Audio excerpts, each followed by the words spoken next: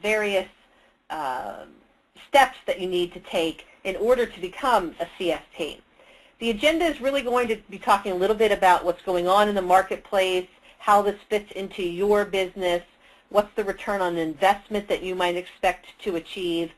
Again, talking about the certification process that the CFP Board of Standards requires that you go through, how Kathleen Swayzer can help you in that process, and most importantly, to answer your questions. And I know Adam mentioned that the phone lines are on mute. There is the chat box that you can type questions in to him. We can answer those questions for you, and at the end of the presentation, we will open up the phone lines as well, and you can certainly verbally ask any questions that you would like. I am Vice President with Kathleen Swayzer. A little bit about me. I have been a CFP certificate holder since 1994. I teach a number of our courses, and you're going to hear a lot about our different offerings. We have virtual offerings and live classroom. I teach all of those, as well as some of our university partner programs. I actually live in Pittsburgh, near Pittsburgh, Pennsylvania. I teach at the Duquesne program pretty regularly here. And I have been a financial planner for over 20 years. I worked for a company that's now owned by Goldman Sachs. I worked for Deloitte & Touche most recently before I came with Kathleen. So I've been in your shoes. I've been a planner. I've been building a book of business.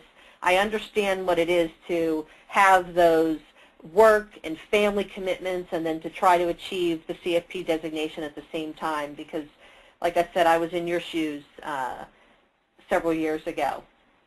Now, a little bit about what consumers are saying. There's some good information in this market survey that was done. And basically it's saying the general market, about 44% of the individuals are aware of the CFP designation. Now, the most interesting thing that I really see on this slide, though, has to do with this 79% that you see. 79% of individuals who are using financial planners understand the marks. So that's the sweet spot. You know, that's the business, the type of business that you're going after, and those individuals already know what the marks are. There's several other marks available to you. The survey went on to ask about recognition of CPA designation. Obviously, that's been around a very long time. But when it comes to some of the other designations, you'll see that those don't have as high a recognition as you would see with the CFP designation as well. Also, people that are looking for financial advisors are not looking for that one person just going to be individually focused maybe only on their investments or on their retirement or only on education funding for their children. They basically want somebody that can put that broad range of advice together. They want that one-stop shop. Now, in addition, there is, something, I like this information on this slide quite a bit because so many times when I'm talking with advisors, they tell me, well, once I get the marks,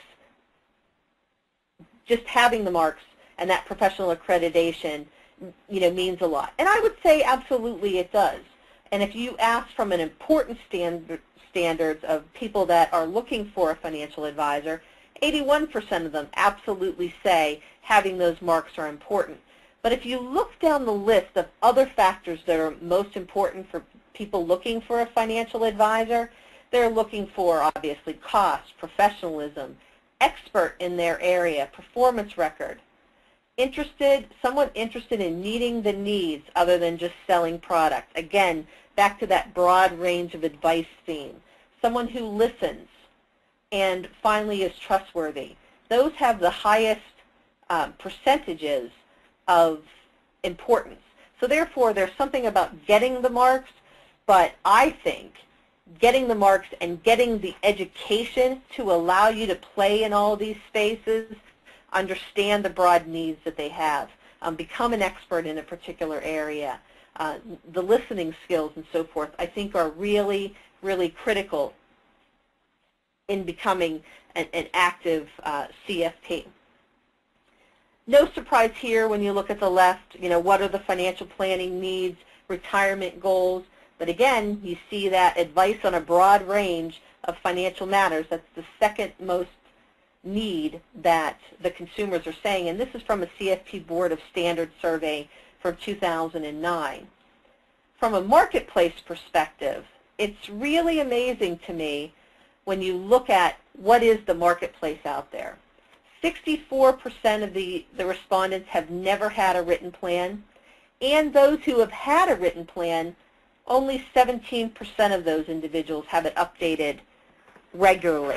I think that's really a critical key component, because if we get with our customers, we advise them about the plans, we keep in contact with them regularly, we update the plan, they're more likely to stay with us from a retention standpoint.